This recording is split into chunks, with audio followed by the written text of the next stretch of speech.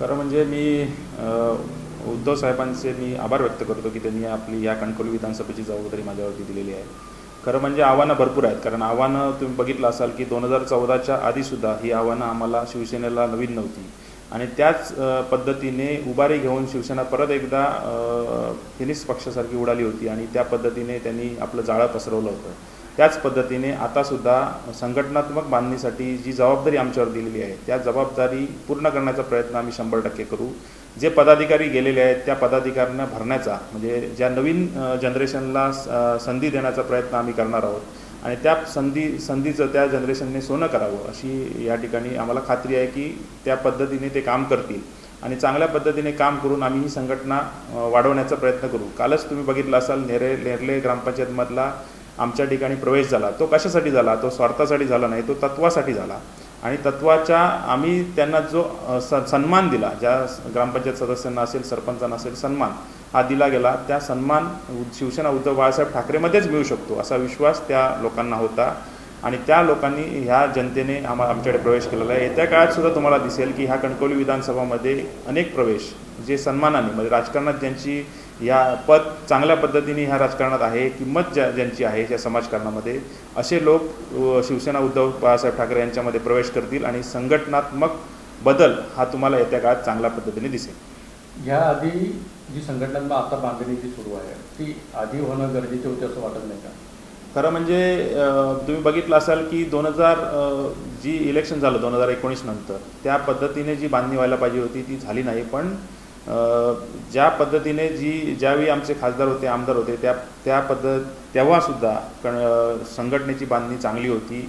आमचे BLA लेवलपर्यंत हे कार्यकर्ते त्या ठिकाणी होते, सगळी पदं भरली गेलेली होती आणि चांगल्या पद्धतीने त्यावेळी बांधली होती. पण आत्ताच्या घडीला जी परिस्थिती ह्या देशावरती आहे, BJPने ज्या पद्धतीने प्रादेशिक पक्षावरती अटॅक केलेला आहे, त्या प्रादेशिक पक्ष, तुम्ही TMCची पण परिस्थिती आज बघत असाल, त्याच परिस्थितीनं शिवसेना उद्धव बाळासाहेब ठाकरे ह्या पक्ष गेलेला आहे. तरी पण ह्या प्रश्नाला सुद्धा बगल देऊन त्याच पद्धतीने त्याला अटॅक करून त्या पद्धतीने परत एकदा उभारी घेण्याचं काम पक्षाच्या वतीने उद्धव बाळासाहेब ठाकरे आणि आदित्यसाहेब घेत आहेत आणि त्यांना प्रत्येक पक्षातला पदाधिकारी असेल हा साथ देईल आणि चांगल्या पद्धतीने महाराष्ट्रात परत एकदा शिवसेना उद्धव बाळासाहेब ठाकरे तुम्हाला चांगल्या पद्धतीने वाढताना दिसेल. संघटनात्मक बांधणी होताना काय आव्हानं आपल्यासमोर आता असणार आहेत? प्रशासनाच्या आता बघितलं असाल तुम्ही की BJP काय पद्धतीने प्रादेशिक पक्षांना संपवण्याचा प्रयत्न करत आहे. आताच्या काळात तुम्ही बघितला जिल्हा परिषद उमेदवार विकत घेण्याचा पण प्रयास एक ठिकाणी झाला. 40-40, 50-50 लाख रुपये देऊन उमेदवारी पाठी घेण्याचा प्रयत्नसुद्धा ह्या पालकमंत्री नितेश राणे यांनी केला. असंच पूर्ण याच्यामध्ये झाला. आतासुद्धा जो बाळा माने यांनी जी पाठी घेतलेली उमेदवारी आहे ती कशासाठी घेतलेली आहे, ती काय लोकांना समजत नाही असं नाही आहे. ती पैशासाठी पाठी घेतलेली उमेदवारी आहे आणि अशा पद्धतीने जर लोकशाहीवरतीच घाला होत असेल तर त्याच्यात जनता ही चांगल्या पद्धतीने पुढे येईल. जनताच आम्हाला मार्ग दाखवेल याच्या पुढे आणि ह्यांनासुद्धा घरी बसवल्याशिवाय राहणार नाही, BJPला सुद्धा घरी बसवल्याशिवाय राहणार नाही. सुशांतजी, जिल्हा बँकेची सुद्धा निवडणूक लागणार आहे 5-6 महिन्यामध्ये. उडान नगरपंचायतची निवडणूक सुद्धा असणार आहे.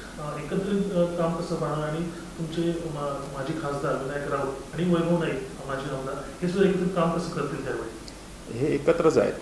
शिवसेना उद्धव बाळासाहेब ठाकरे म्हणून सगळे नेते हे एकत्रच आहेत आणि ह्याच्या पुढे एकत्र येऊनच, त्याच्याबरोबर काँग्रेस पण असेल, राष्ट्रवादीची शरद पवार गट सुद्धा असेल आणि अशा पद्धतीने आम्ही ह्या जे काही इलेक्शन येईल, सिंधुदुर्ग बँकेचं असो, नगरपंचायतचं असो, आता देवगड नगरपंचायत आहे, वैभवडी नगरपंचायत आहे, ह्या ठिकाणी आम्ही आमचे उमेदवार देण्याचा प्रयत्न नक्की करू आणि जिंकण्याचाही प्रयत्न त्याच पद्धतीने करू. चांगले उमेदवार जे समाजहिताचं काम करतील, चांगले जे लोकांचे प्रश्न त्या समोर मांडतील, अशा लोकांना संधी देण्याचा प्रयत्न शिवसेना उद्धव बाळासाहेब ठाकरे आणि सर्व महाविकास आघाडीच्या माध्यमातून आम्ही 100% करू.